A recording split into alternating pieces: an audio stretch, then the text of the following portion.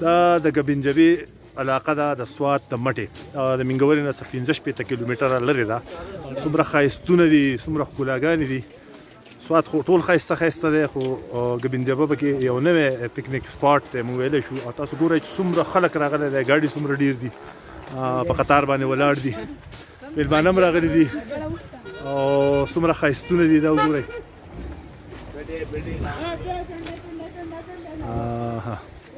وګورئ دا غرونه وګورئ، ځنګلې وګورئ. الله دې کړي چې دا علاقه هم داسې پاتې شي.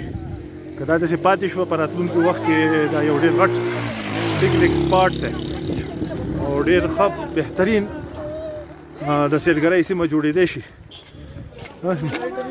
موږ سره دلته کې چې دی نو علاقې ته د میډیا ملګري ډېر شی راغلي دي، هغه یې چې کوریج وکړو. یوه میله وه، میله کې چې دی نو دوی کتل وکړل. دلته موږ سره شیرین زاده دی. شیرین زاده چې دی نو په سیلګرۍ باندې د هغه د خصوصي سپیشلټي به کړي، سپیشلایزیشن که پی ایچ ډي ډګري ورکوي نو پکار اعزازي دله ورکړي. دا څه وایې د ګبینجبې په اړه باندې؟ شاته ښکلې لکه طرف ته شه ګاډي ورته عادي کوي.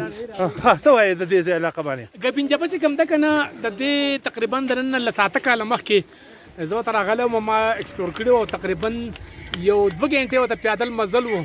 دا اوس چې کوم روډ جوړ شوی دی بالکل نام نشان هم نه و.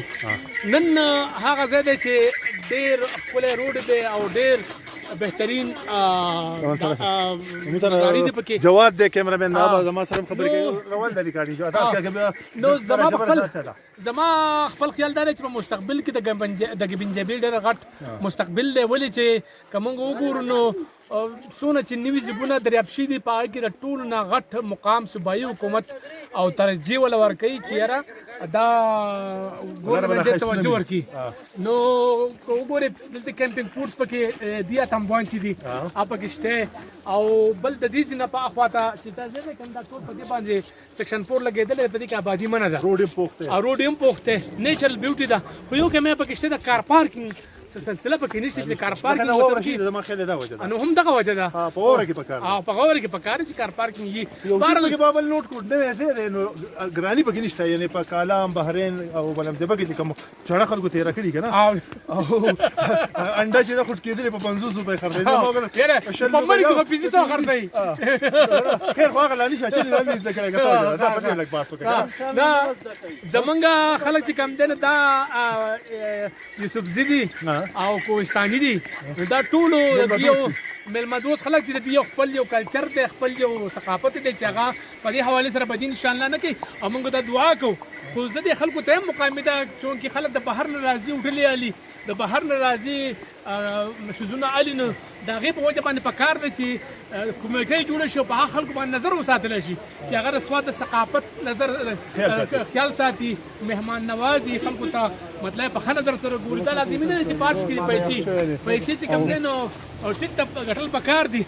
خلک په ګرانو کرایانو باندې وټلې والي نو بیا د هغې نتیجې دا راوځي. دا پکې وکړه، دا پکې دا پول ته وښیه، دا زما د ملګري هوټل دی، عزیز الله یې نوم دی. او عزیز الله چې کوم دی نو دا هوټل ځانه جوړ کړی، هغه په کویت کې و، په قطر کې. او اوس ځانه دا هوټل دلته سرمایه‌کاري کړې ده. دلته سرمایه‌کاري کړې ده. او کم از کم د سره بل 7 کسان په روزګار شوي. ډېر سره په روزګار دي. او مطلب چې واته کمرې دي نور لګیا دي غریب نه خدا دا کوي. نه عزیز الله دې کې بل دغه څه پیژنه ما ته عمل کړی او هغه ما ته راځه مطلب کور کې بشپو وکړو نن ډېر منت راته وکړو. دا یو ریپورټر بل ریپورټر یو شی ول نمبر نو خبرو کړه زما په کې دلته کې اوس دې کې بس مال نمبر خیر څه خبرو وکړه لکه خبرو وکړه ستنی کوم کنه. او جی او تاسو کتل کنه ګبینجبه هم د سیلګرۍ خصيمه ده. او زما خیال دا دی شینزاده مو ویل چې دې کې د سرمایه‌کاري ښه موقع دي. اوس دا د ساتلې لپاره یعنې راتلونکي 15 کاله چې دا هم داسې نیچرل وساتلی شي څه پکار دي شینزاده؟ دغه پوښتنه کوم تاسو سره. د دې لپاره خو ضروري ده چې څنګه چې حکومت لکه لګولې چې د دې ځینه په اخوا ته لکه دا اولنۍ اخرنۍ آبادي ده دا ورته وښایي چې دا اخرنۍ آبادي ده، دا ښار ورته دې ته وایي. د دې نه اخوا ته آبادي بالکل بنده ده. سیکشن 4 کې لګېدلې ده. خو زه پکې بل یو خبره وکړم، دا مخامخ غر ورته وښایه. د دې غر بالکل اپوزیټ، یو خوا د درال جیل پروت دی، بل خوا سدګۍ جیل پروت دی. دا په مخه باندې په خپله باندې ما کړی دی او ډېره ښایسته دی. خواته او ډېر بارډر دی.